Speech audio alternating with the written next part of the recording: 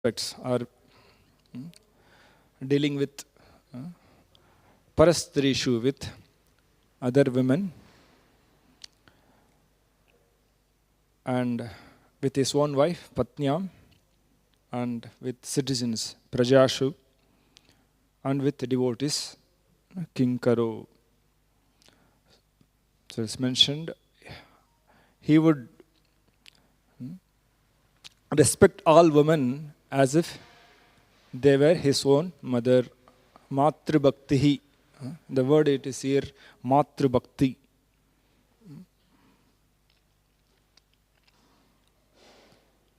As respectful as one is to his mother. Patnyam Ardha Ivatmanaha. Ardha means half of his body.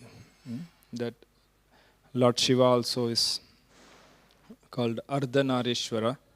So he has given half of his body to Sati, Parvati. Prajashu Pitravat Snigdaha. With common citizens, how you would treat them as? Like a father, affectionate. Snigdaha means affectionate. Pitravat, affectionate father. Kinkaro Brahmavadinam. Kinkara means servants. As a servant of Brahmavadinam, here is devotees of the Lord who are preaching the glories of the Lord. Normally Brahmavadi means impersonalist. But he is a supreme Brahman, indicating Lord Krishna. Jai Shri Shri Jagannath Baladev Subhadramai ki, Shri Lakshmi Narsimhadev ki, Shri Gaunithai ki. Very interesting purport Prabhupada mentions here. Many aspects, especially on education. Also how a state should conduct in relation to devotees. What are the duties of state also? So in the beginning of the purport, Prabhupada writes, it's a translation of that famous verse Prabhupada quoted always for whenever the education comes or respecting women comes. The Chanakya sloka. Matravat paradareshu paradravyeshu lostravat atmavat sarvabhuteshu yah pashyatita panditaha. He is a learned man. Prabhupada is saying that should be the standard for education. So we'll go through this purport. So in the Bhagavatam there are 7 famous Saktiya Vaishya avatars are mentioned. The first one is Shesha in Vaikunta. It's Balramji's expansion. Is the incarnation of service attitude, Shesha. Then is Ananta next.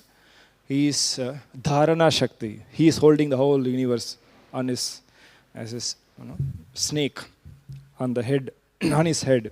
That is Ananta. Bhudharana Shakti. Next is Brahma. Brahma is Shrujana Shakti or is also Guna Avatar. Srishti Shakti or Shrujana Shakti. He is the third. And the fourth is 4 Kumaras. They are Jnana Shakti. Energy, knowledge. Energy of knowledge. And Bhakti Shakti is Narada Muni. And Prithu Maharaj is Palana, Prajapalana Shakti. Incarnation of Prajapalana Shakti. That means ruling the citizens. Maintaining the citizens. And the last is in the famous ones, that is Parashuram. He is Dushtanashana. Shakti Avaishya Avatar. He is Dushta Damanar Dushta Nashana.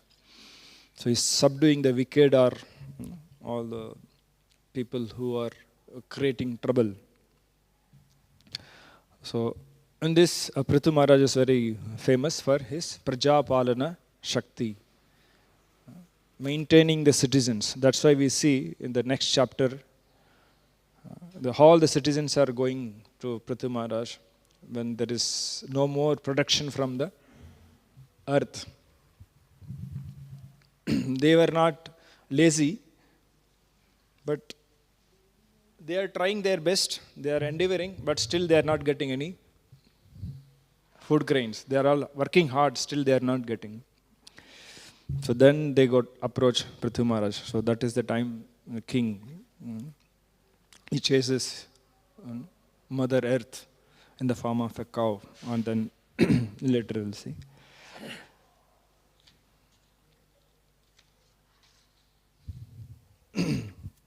So I'll take two sections in this purport. One is about education. What is real education? Prabhupada meant. That's what Prabhupada began with, Matruvat Paradareshu. And what is real education? Also we'll see. And what is our responsibility in that. Also we'll see how he conducted himself as servant of devotees who are spreading the glory of the Supreme Lord.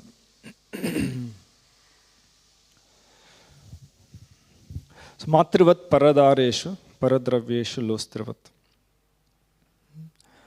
Here it is said, he would respect all women as if they were his own mother.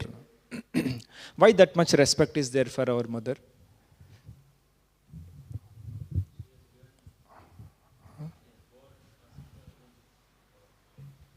Yeah. Yes. Yeah. So, correct. Mother has taken a lot of trouble to raise child, even to hold Garbhame, 9 months. 9 months she has to carry, and what are all troubles they go through, even during that 9 months also is they get tired and so much troubles. And after that, the child is born, for almost 2 years, they don't get any proper sleep because child wakes up any time. They lose their sleep. So much sacrifice they do selflessly. It is. They do it for the child.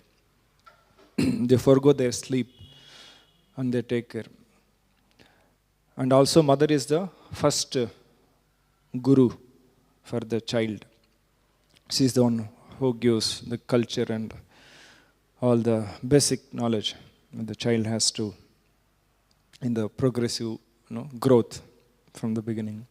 So that's why one has one compared to even father, one has so much affection and respect for mother because her sacrifices one cannot repay so easily. Mother's, whatever she has done for the child. That's why we have that natural affection for respect for our mother. So here Prithu would display that similar respect for every woman, any woman other than his wife. So that should be, that is what is expected from every citizen also, from us also. And it is not very easy to see every woman as own mother. Do you think it is easy? It's not easy. Yeah, because of the education system, also the culture, even the home culture now, or education, the society itself is, we are, I don't know which direction we are heading. It's almost like 1964-65 of West is coming in India now. Means the hippie culture is going to be, maybe within 10-15 years we can see that. Because so much drugs also is coming, so many. So we have that natural affection for a mother. That same thing we should try and see in other women also. So there are 3 things. How can we see that? Or why don't we see? Is because we don't see their connection, means connection to their protector, whatever stage they are at maybe. Chanakya says that verse, which is most misunderstood verse from Chanakya. That is, Yes, bro. No. Woman doesn't have freedom. Stri, na stri swatantriyam arhati. That is the last line of the verse. Many people know only this verse, this line of that verse. So before that, there are 3 lines. That is, Pita rakshati yavvane, Bharta rakshati, Pita rakshati kaumare, Bharta rakshati yavvane, and Stavire putre, in the old age, it comes. Stavire putre. Do you remember? Anybody remember? What is that? Kaushakti bro? Stavire putre, it comes. You can Google out, you can find it. So the first line tells about Pita rakshati kaumare. When the woman is, say young, means childhood, till the age of marriage, is protected by father. And the next is Bharta rakshati yavane. When they are young, they married. So they are under the protection of the able husband. And in old age, that is Rakshanti Stavire Putre, Putra. Rakshanti Stavire Putra. Means when they are old age, grown up, so that time they are under the protection of the son, older son. And the last line says, Na stri swatantriyam arhati. So they take only this out of context. The literal meaning of that line is, Na stri swatantriyam arhati means, Stri doesn't have any, should not have freedom. Swatantra means freedom, independence. So women should not have independence.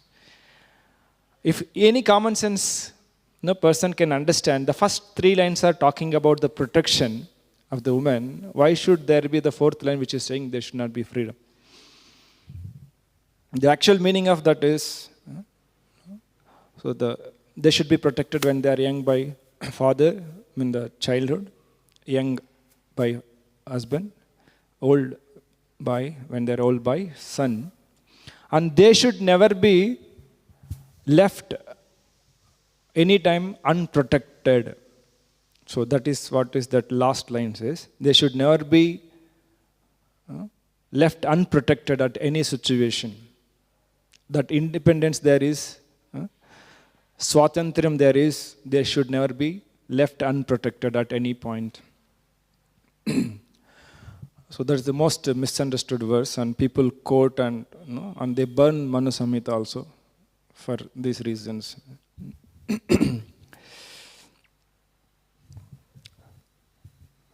So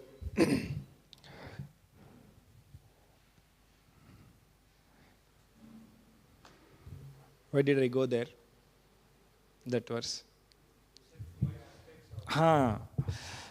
Yes. So one is that we don't see their connection to under whom they are protected right now. So when we see a woman, so we see that their connection to, if they are young, unmarried, they are under the protection of father, husband, or whatever. So if you fail to see that, that means you are thinking that it is my object of enjoyment. So we should see that as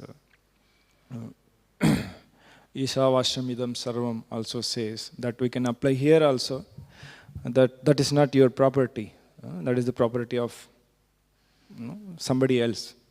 So when we try to, whether subtly or physically enjoy, then we are called thief.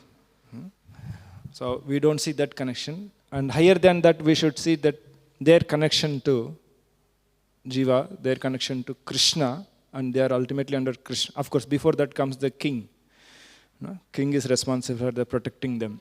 Even if they don't have father, son, husband. So they come naturally under the protection of the king. So king takes care of the people, should actually take care, who doesn't have any shelter, because he is the shelter for all the praja, all the living beings under his kingdom. So above that is Lord Krishna, who is the ultimate father of, what is that verse in Bhagavad Gita says? Pradapita, Aham Bija. So he is the father of all living entities. So we should see that connection to that person's connection with Krishna. Then also, you see that they are not anyway our property to enjoy, either gross or subtle. So when we fail to see that connection, then we get that desire to enjoy that as a sense object. So it's always better to see them in connection to Krishna, or whom they are under whose protection.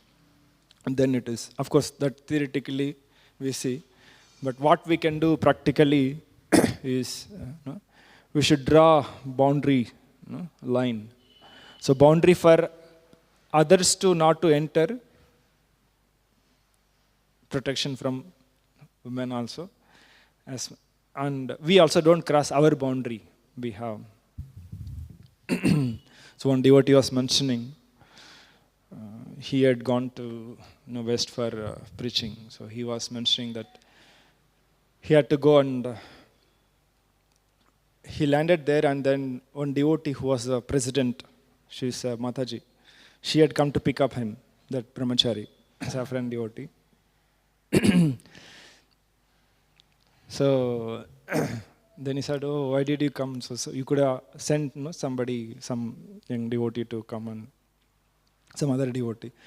She said, "No, actually everybody is busy, nobody is there, so that's why I had come to pick you. And then also we can talk and discuss about the programs lined up." Then he didn't know what to do. He's new. Then he agreed. Okay, they went. It was around 40 minutes drive or something. Then on the way she said, evening there is a program which we need to travel 2 hours journey. That also I am only driving because nobody else is there. So he didn't know, it's new also, that place. So nobody else is there, practically nobody else is there to drive. He also doesn't know driving, he can't drive. And then, okay, yeah. Then he went. And after that program, whatever happened, so next day, that Mataji's husband, he came and told this Prabhuji, "Oh, it's nice that it's interesting to see that you're roaming with my wife in the city around." Of course, that Mataji was 15, 20 years older to that brahmachari, who was 40. That means she might be 60 around. But he was in a joking way, he was telling. Then the devotee said, yes, the devotee, you should, then he explained, actually this is what situation, bro, that nobody was there, that's why she told that. Then he said, but still you should have your boundary. Because if you let your boundary reduce, if you let them in, then that boundary will become very small and it is not safe and respectful. So you should have your boundary. You should not allow. You should be clear about your boundary because you are a brahmachari. So you should have your boundary.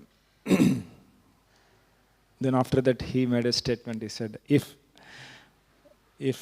maybe I should not tell that, then you will come to know.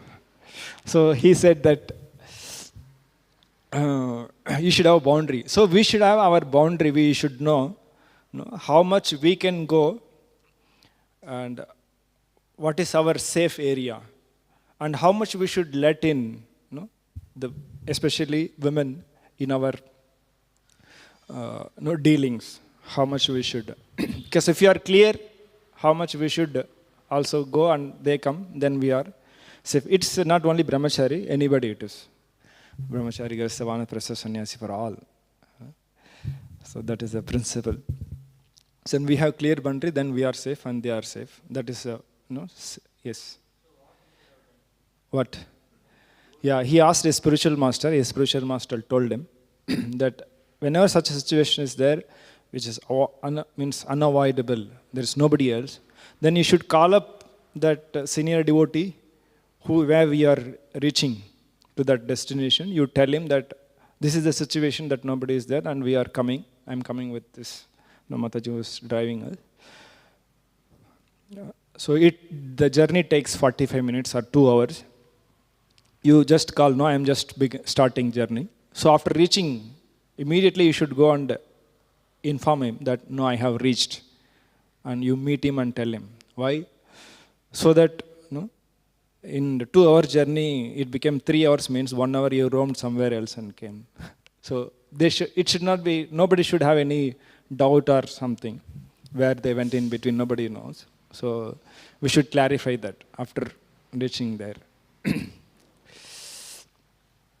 So of course in India it is not a problem. So in the outside India it is, because it's a common for them. They don't feel that much. So that is mother. And time is very less. So regard to this, how one sees a woman as all women as mother. So I heard how Shivaji Maharaj, when he conquered the Kalyan fort in Bombay, he didn't go, but he had his Sonadev, his the warrior Sonadev. He went and he conquered that fort. And then there was, in 1965 or 60s, sorry, 55, sorry, not 1666 or 1665, 67. So in the Kalyan fort, so he conquered, and there was a Maulana Ahmad's daughter-in-law, who was the sister of Aurangzeb and daughter of Shah Jahan, I think. So she was very beautiful, and they escaped, and she was caught. She was prisoned, and then that Sonde, he thought that she's so beautiful and young, so she could be best gift for Shivaji Maharaj. So he had sent her to Pune. Shivaji Maharaj there in Pune. So he sent, and then when they brought her, and when he saw, the immediate response for Shivaji Maharaj was that, how nice it would have been, if my mother also would have been, same fair as you. Of course, he was seeing her as his mother. That's why he could, my mother also would have been such a fair. Then he said, immediately chastised that soldiers who brought her, and then sent a message to Sonadev that this should be the first and last mistake you have done. In future, if any such thing happens in any way disrespecting a woman, then the punishment will be death sentence. It doesn't matter how it is. So then he sent her back to her home with a decorated palanquin, with well protected. And then he said that, no, I consider you as my my mother, something like that. Then he had sent her back. So in Shivaji Maharaj's time, it was very clear that this principle was like, it is something engraved on the stone. No woman would be disrespected or mistreated. Their dignity will be always protected, irrespective of their caste, irrespective of their religion also. Shivaji Maharaj also had Muslim ministers, Muslim people under his some important positions. Saints actually, Muslim saints. So he would allow even Muslims also to follow their religion. He was not like that.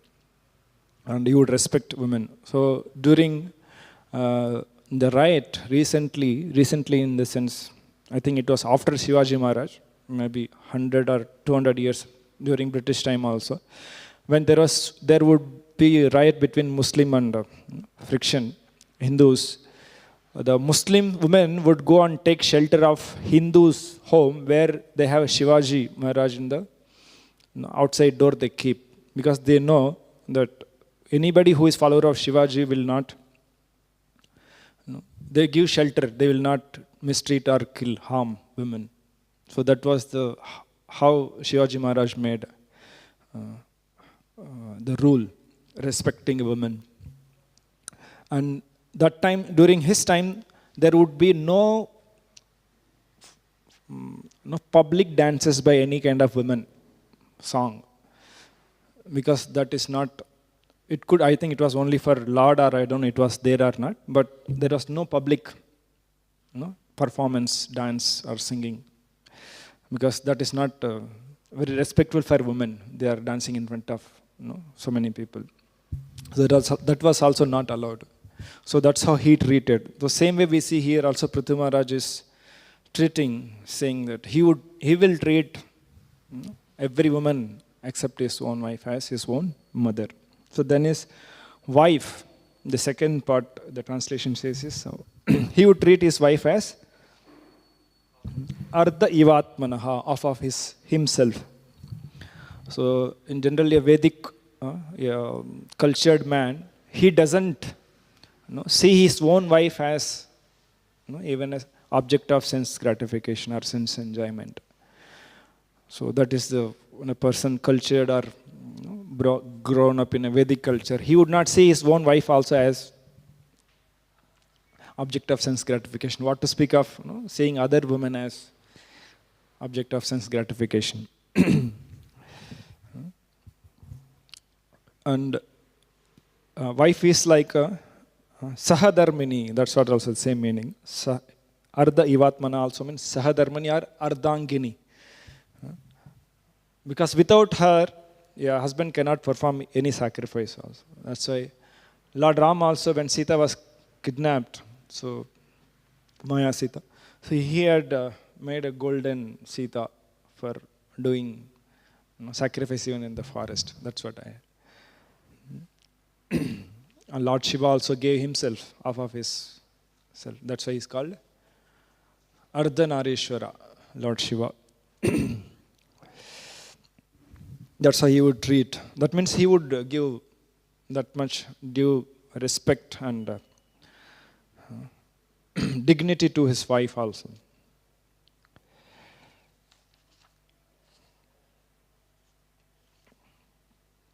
Then the third one is Prajashu Pitravat Snigdha. So he would treat his Praja as his own children, like affectionate father treats. So that we'll see in the next chapter elaborately. But that should be the attitude of any leader. So you should be knowing what is good for the Praja or children, not what they want, like nowadays politicians. They are neither affectionate, nor they know what is good for their Praja. So during elections they give some drink or some biryani, chicken biryani, whatever. So with that they are happy, roaming 2-3 days in the election campaign and then voting and then finished. So after that they don't care for the citizens. They will come and fall at your feet before elections. After that, even if you fall 100 times at their feet, they will not do any single job for you. Because the leaders are not educated in this way of, they are not Raja Rishis, or they are not, they don't have any spiritual education. I'll come to that part. We have only 3 minutes. So Prabhupada concludes the first paragraph or the first section of this purport with this should be the standard of real education. So real education is Matravat Paradayashu. That's what Prabhupada mentioned many times. But actually, of course, that education is not there in any of our modern education system anywhere. So what we have is only the education which is studying matter. That also, what are the consequences of that manipulating that matter also, they don't have control. It is like that. You heard that story of in the Panchatantra. the four students, friends, they pass out from the Gurukul and they wanted to experiment their knowledge. So they go into the forest and they see a pile of bones. And each one of them were expert, three of them especially. The fourth one was not expert but in that science, but he had a common sense. What is good, he knows what is good and what is not good for. So these three, the one is expert at assembling the bones, and making it to the proper, whatever the animal it was. And the second one was good in giving flesh, bone, flesh, blood, mucus, whatever to that bone structure. And the third one, he could revive the life of dead. Fourth one, he was not knowing anything. So they started, and this is the chance for us to experiment our knowledge. So one person assembled a bone, and then second came and he gave the external body. Then the third one was about to give life. Then the fourth one said, "Hey, it looks like a lion. Don't do it because it will attack us if it comes to life. So it's very dangerous animal." Then he said, "Oh, you fool! You are not educated properly. You don't know what it is. Let us, you just shut up your mouth and see what we do." Then he says, "Okay, just give me 1 minute." And then he climbs the tallest tree, that fourth one, intelligent. And then they revive the life, and then lion comes back to life, and then has breakfast, lunch, dinner, all at once. So this is what is, the one more thing, the artificial intelligence which is coming. AI. Science is not bad, but if we don't know how to use it, if it is not in good hands, then this kind of disaster. If those three people had some common sense, at least, they would have not done that. So similarly, all this technology, if we see that, these days they have this bio weapon. So they have created, they have created some bio weapon, and it has spread last 2 years. Now it is similar like this story. The lion came in attacking in their own place. There are piles of dead bodies. They don't have time to, it is taking 3 days for them to wait in queue for burning the dead bodies. So that is the situation. So when the material science, if it is not, of course, the material science should be under the hands of somebody who has a spiritual knowledge. I'll take 3 more minutes and I'll complete. If it is not, it will create such a disaster, like with this artificial intelligence. Yesterday we were discussing, so that it will replace all human, whatever manpower. If robots come, recently they have in US here, what is that? Artificial intelligence lawyer, yes, can defend in the court for the accused or whatever. So if it replaces, there is going to be a unemployment. There is going to be loneliness, because everything is possible by robots. Dosa, idli, cleaning, everything. And people will become so frustrated. People will commit suicide also. Of course, I don't know how it is going to be, but I see like that. So then we should have that's why real education is needed. That real education which is lacking, because of that all these problems are coming. So what is real education? So there is ABCD education, which is our kindergarten education, proper says. One is material education, but after that is that real education, kindergarten education, that is Atma Jnana. First understand that you are not this body, you are spirit, soul. So then comes at least next understanding, next level is knowledge of you are not this body, you are soul. And then this Matruvat Paradareshu, then Vidya Vinay. The higher than that Matruvat Paradareshu from Bhagavad Gita is Vidya Vinay Sampanne. So this is spiritual education on the spiritual level. On the social level, that is Matruvat Paradareshu, in the spiritual level it is Vidya Vinaya Sampanne Brahmane Gavihastani. You see, everybody on the equal, because Paramatma, soul is there. And next is, one sees knowledge of Brahman, Brahma Vidya. That is also on the negative, but at least you have the understanding of the Supreme. And above that is knowledge of devotional service to Vishnu. Even more than that is knowledge of devotional service to Lord Krishna. So this highest knowledge. This is what is lacking in the world. And whose responsibility it is? Who have this? Who has this?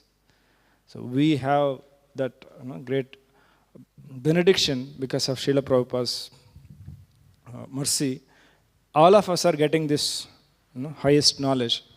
And it is also the Paramparas and especially Prabhupada's request that we should take this true knowledge, real knowledge, which is the most dire need for the world.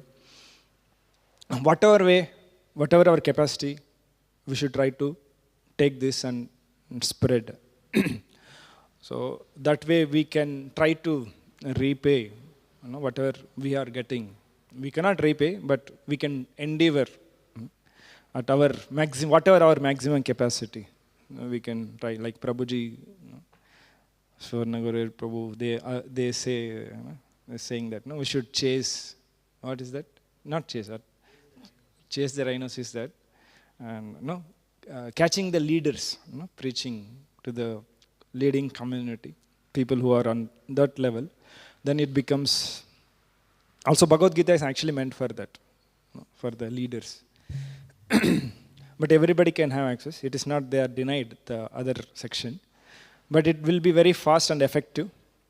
And like chasing rhinos, Shyam Sundar Prabhu has written with Prabhupada. There could be many more. Now second volume is coming. There is already other volumes by other devotees. Means they have done a lot of preaching.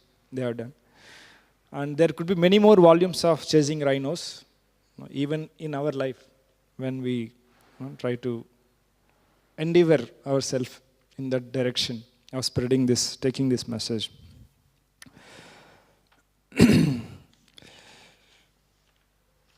Okay, I will pause here. There are two more sections, but it will take time.